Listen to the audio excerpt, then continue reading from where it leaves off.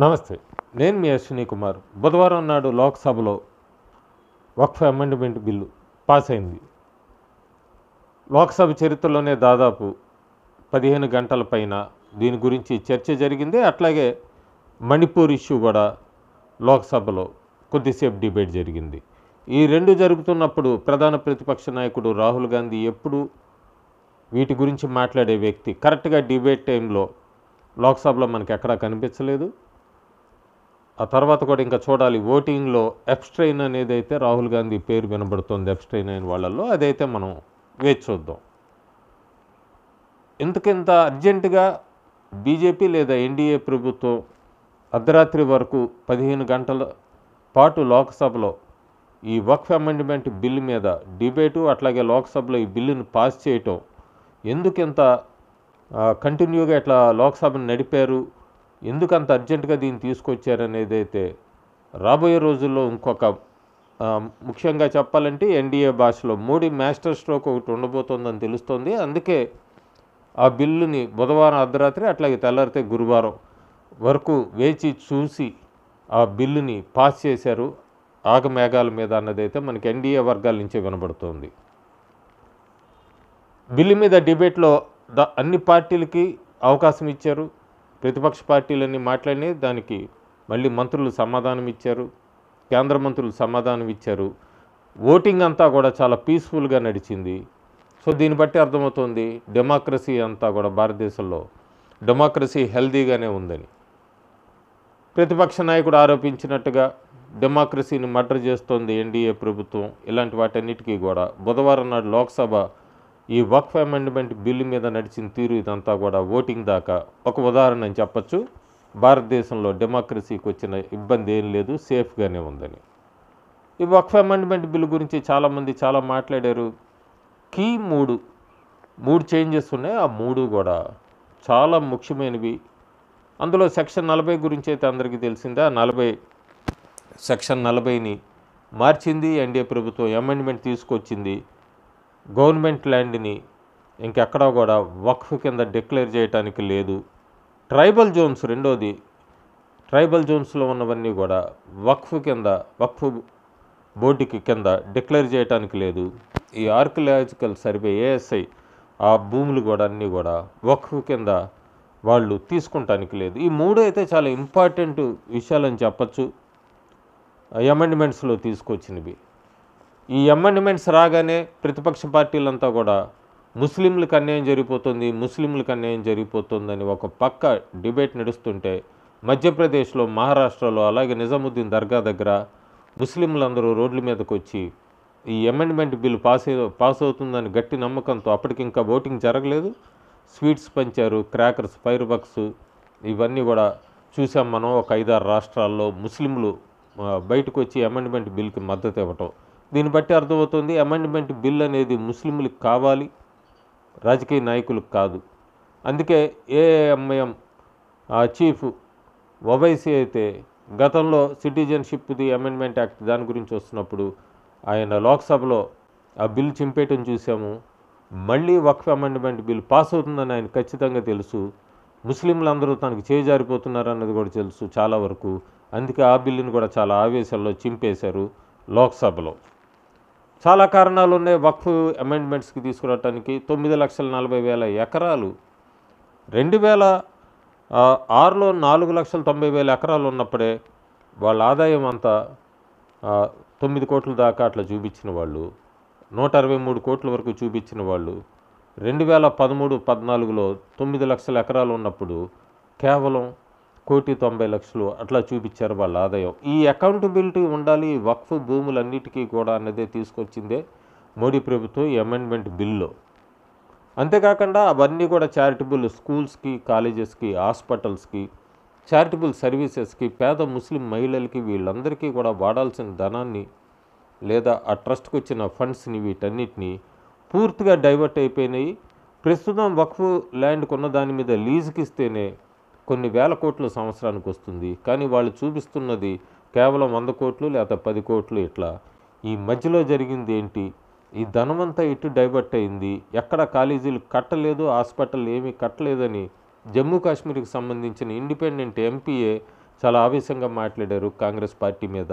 వెనక నుంచి మీరు ముస్లిం వర్గానికి కత్తిపోటు పొడిచారు అని. సో ఈ డబ్బులు అకౌంటబిలిటీ ఉండాలన్నదే మెయిన్గా ఈ బిల్లో అమెండ్మెంట్లో తీసుకొని వచ్చారు.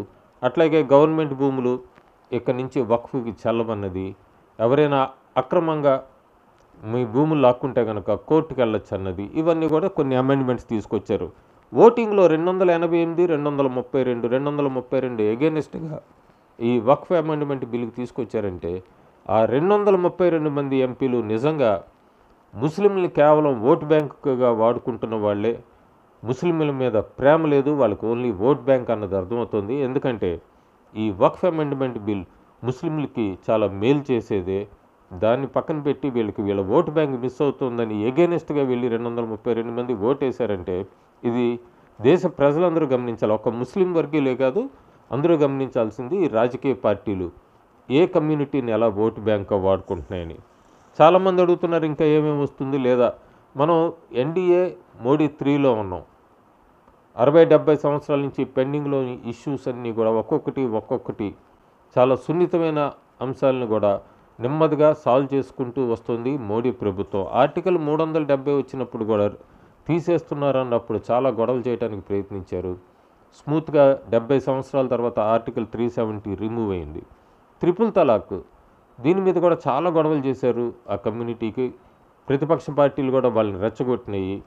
ట్రిపుల్ తలాక్ని బ్యాన్ చేశారు 70 సంవత్సరాల తర్వాత. ముస్లిం మహిళలు ఇప్పుడు నెమ్మదిగా వాటి గురించి తెలుసుకొని బ్యాన్ చేసినందుకు ఎన్డీఏ ప్రభుత్వాన్ని మెచ్చుకుంటున్నారు. అంతేకాకుండా రామ్ మందిర్ డెసిషన్ అందరికీ తెలిసిందే. 130 సంవత్సరాల తర్వాత రామ్ మందిర్ కట్టారు, అంతా ప్రశాంతంగా ఉంది. అప్పటిదాకా ఈ రామ్ మందిర్ ఇష్యూని, బాబ్రీ మసీద్ అనే దాన్ని ఒక ఓటు బ్యాంక్ అమలుచుకున్న కొన్ని పార్టీలు గట్టిగా బుద్ధి చెప్పింది Modi 3 government. Citizenship amendment act ఇది ప్రవేశపెట్టినప్పుడు కూడా లోక్సభలో చాలామంది ముస్లింలని దేశం నుంచి వెళ్ళగొట్టేస్తారు, భారతదేశం నుంచి వెళ్ళగొట్టేస్తారన్న విష ప్రచారం చేశారు.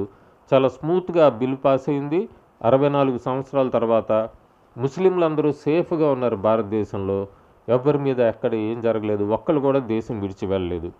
అట్లాగే వక్ఫ్ అమెండ్మెంట్ కూడా 1995లో కాంగ్రెస్ పార్టీ అప్పుడు రివోక్ ఇవన్నీ అన్నాక 2013లో కొత్తగా కొన్ని అమెండ్మెంట్స్ తీసుకొచ్చాక దాన్ని కూడా వక్ఫ్లో అమెండ్మెంట్ మార్చింది మోడీ 3. 2013లో అందరికీ తెలిసిందే యూపీఏ ప్రభుత్వం ఇంకా కొన్ని 40 రోజులు ఎన్నికలు ఉన్నాయనగానే కొన్ని గంటల్లో ఆగమేఘాల మీద 121 ఎకరాల ప్రాపర్టీస్ ఢిల్లీలో ల్యాండ్స్ అంతా కూడా ఎట్లా వాళ్ళకి ఇచ్చేసింది అన్నది బుధవారం నాడు లోక్సభలో ఎన్డీఏ మంత్రులు మాట్లాడినప్పుడు అవన్నీ కూడా వినే ఉంటారు. ఈ వక్ఫ్ అమెండ్మెంట్ బిల్లో కూడా ఇంకొక ముఖ్యమైనది, ఈ వక్ఫ్ ప్రాపర్టీస్ అన్నీ కూడా పూర్తిగా డిజిటలైజేషన్ చేస్తున్నారు, మహిళల్ని రిప్రజెంటేషన్గా పెడుతున్నారు. గవర్నమెంట్ ఆడిట్స్ అన్నీ ఉండబోతున్నాయి. ఇంకా ఓవరాల్గా వక్ఫ్ డిక్లరేషన్స్ అనేవి కూడా ఏవీ ఉండవు. ఇంకా రాబోయే రోజుల్లో ఇంకా మనం చాలా రిఫార్మ్స్ చూడబోతున్నాం అన్నది వినబడుతుంది మనకి. మోడీ 3 కానీ మోడీ 4 కూడా చూస్తాం ఖచ్చితంగా. ఎందుకంటే ప్రతిపక్షాలు ఒక్కొక్కటి వాళ్ళవన్నీ కూడా బయటపడుతున్నాయి. 60 సంవత్సరాల నుంచి భారతదేశాన్ని ఎట్లా చేశారు, ఏం చేశారు, ఎలా ముక్కలు చేయడానికి ప్రయత్నించారు, వాటినన్నిటిని కూడా ఎన్డీఏ గవర్నమెంట్ మళ్ళీ అట్లా షేప్లోకి తీసుకొస్తుందని బాగా వినబడుతున్న రిఫార్మ్స్. జ్యుడిషియల్లో రిఫార్మ్స్ ఉండొచ్చు అంటున్నారు, అట్లాగే పోలీసులు వాళ్ళకి సంబంధించి రిఫార్మ్స్ ఉండొచ్చు అంటున్నారు, సివిక్ సెన్స్కి, అట్లాగే స్ట్రిక్ట్ ట్రాఫిక్ నామ్స్ ఉండబోతున్నాయి అంటున్నారు, యూనిఫామ్ సివిల్ కోడ్, ఎన్ఆర్సీ, ఈ వక్ఫ్ బోర్డు అబాలిషన్ కూడా రాబోయే రోజుల్లో చూడొచ్చు అంటున్నారు. 1 nation 1 poll, national education policy, free temples, reservation లేదా equality based on economic status rather than caste అనేది, అట్లాగే ఫార్మ్ రిఫార్మ్స్ చూడబోతున్నాం అనేది, strict anti corruption laws, abolition of currency notes above 100 అనేది కూడా ఒకటి మాట అయితే వినబడుతుంది, కన్ఫర్మ్ కాదు, అది speculation. Property registration with 0 cash involvement, ఇవన్నీ కూడా భారతదేశానికి ఇమ్మీడియట్గా కావాలి, సూపర్ పవర్ కావాలంటే అన్నది నెటిజన్స్ ఇది బాగా ఈ రిఫార్మ్స్ అన్ని కోరుకుంటున్నారు. ఇది ప్రస్తుతానికి కేంద్ర ప్రభుత్వం దాకా చేరింది అన్నది ఒక వార్త. అందులో ఏం మార్పులు ఉంటాయి, ఏం వస్తాయనేది అయితే మనం వేచి చూడాలి. ప్రస్తుతానికి వక్ఫ్ అమెండ్మెంట్ బిల్లు రాజ్యసభలో ఓటింగ్ ఉండబోతోంది గురువారం నాడు. రాజ్యసభలో కూడా ఖచ్చితంగా పాస్ అవుతుంది. ఇక రాబోయే రోజుల్లో ఏం బిల్స్ ఉంటాయి ఏంటి అనేది చూడాలి. ఇక్కడ క్లారిటీగా ఒకటైతే మనం చెప్పచ్చు, ముస్లిం కమ్యూనిటీని ఇన్ని రోజులు ఓట్ బ్యాంక్గా వాడుకున్నది Congress party and opposition parties అన్నదైతే బుధవారం నాడు వాళ్ళు చర్చలో లేవనెత్తిన పాయింట్లు కానీ ఇవన్నీ కూడా క్లియర్గా అర్థమవుతుంది. బీజేపీ లేదా ఎన్డీఏ కన్నా కూడా కాంగ్రెస్ పార్టీ ఇన్ని సంవత్సరాలు ముస్లింని భయపెట్టింది, ఓటు బ్యాంక్గా వాడుకుంది, ఎక్కడ వాళ్ళ వెల్ఫేర్ కోసం పనిచేయలేదన్నది. సో అది బుధవారం నాడు పటాపంచలు అయిపోయింది లోక్సభలో డిబేట్ పెట్టి. ఎక్కడి నుంచో చూడాలి మనం రాబోయే రోజుల్లో ఎట్లా ఉంటుంది ఇండియాలో వీళ్ళందరి మూమెంట్ అనేది.